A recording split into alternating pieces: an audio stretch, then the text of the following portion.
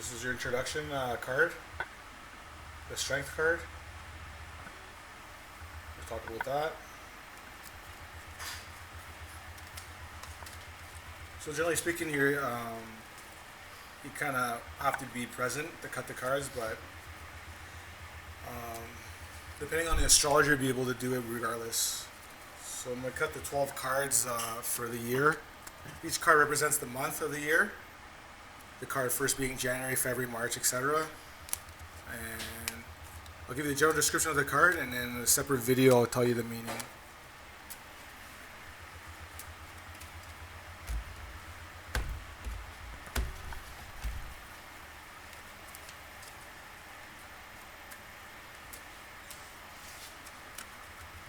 Also, if you have any questions that you may want to ask me, you could ask this.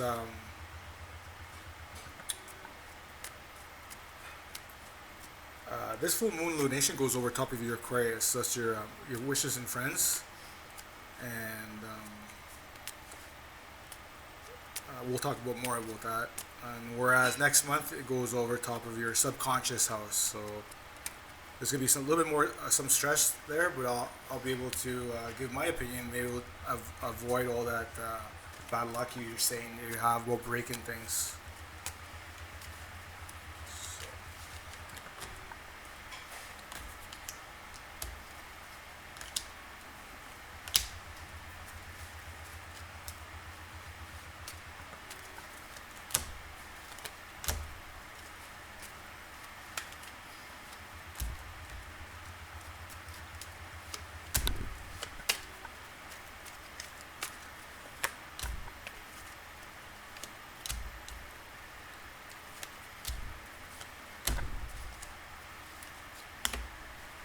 So your 12 cards for the yearly forecast, I'll explain quickly. Your January card for the beginning of the month, the Hierophant. That's the Leo card. This is where the house where your Mercury is, your Ascendant in Scorpio is, your Pluto in Scorpio placement too. We'll talk about that. Why it's Leo. Second house of money, how you make money, and self-esteem, because when you make money, you build more self-esteem. So you got the Lovers card. This is a Virgo card, and this is where your Moon is, and this area where you make money. And it's actually the Moon is that you have to feed the world that Moon. You're forced to feed the world that Moon. We'll talk about that. Third house, where your Venus in the sign of Capricorn is, your Mercury in Capricorn, your Neptune in Capricorn. You got the World card, the four corners. So in your speech and your communication and your traveling, your Gemini house for the month of last month. This was your card. 2, 3. This month, January, February, March, April, the Chariot, you're at the crossroads, and this is where your Aquarius is. Your home area, your old Aquarius, this is where your Great Malefic is. So this is the area where this month you're going to be forced to choose a direction. You'll be at a crossroads of some sort. Talk more about that. The fifth house, your love house, area of love, romance, and children. That's the Sun card. You got the Leo card. That's the naked baby on top of the white horse. We'll talk about that. For the month of May. Sorry. Yeah, May. The month of June. For your sixth house. This is the area where you're all Aries. This is how you service the world. This is your health. This is why you look very young, younger than you are. Like you look like a teenager because you're all Aries. That's the baby of the zodiac, and so this is the house 6 card. This is the strength card. So you see the angelic being petting the Leo, the lion. We'll talk about that. Some secrets. coming to light. 3, 4, 5, 6, 7.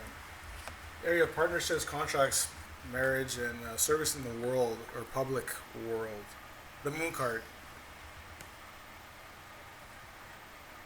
In this house, in your partnership house, you're all Taurus, so you partner up with Taurus individuals.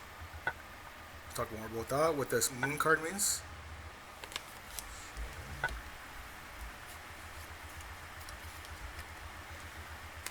Eighth card, the Judgment card. So the eighth house is your Scorpio house. This is where your negative tail in Gemini is. With the Judgment card, we'll talk a bit about that. Gemini is the traveler, the one that goes fast, can't catch me. So you want to hear some of the things I have to say. House 9, how you travel, your philosophy, how you are at foreigners, foreign lands. You have the Wheel of Fortune card. And this is where your Mars and Cancer is. We'll talk about what that means and what this card means. So you have a good luck coming and a change coming your way. House 10 of careers is the area where you're all Leo. You're the star there. So you're going to be very you're forced to feed the world, like help kids in your sense, because you're a teacher. And this is the Aquarius card, and we'll talk more about this in the area of career, what this means. House 11, area of friends and wishes, groups and hopes. This is the card this is pretty much the house that you will be going over this full moon. You're the High Priest. You got the High Priest card. We'll talk a bit about that. And your subconscious house, area of subconscious fears, hidden enemies. Also the area where you have a subconscious fear in the sign of Libra. So you'll be you have a subconscious fear of not able to travel enough, learn enough, gather enough intellectual philosophies, education. You don't want to learn all about astrology and past lives, information, and that's where your Jupiter sign is. This is where great good luck comes, especially going to foreign lands. So you got the Fool card here. So area where you're going to be rebirthing, forced to rebirth. We'll talk a bit about that. Again, this is just introduction, 7-8 minutes long, and I'll send what it all means for the year in a nutshell for you, what the stars have to say.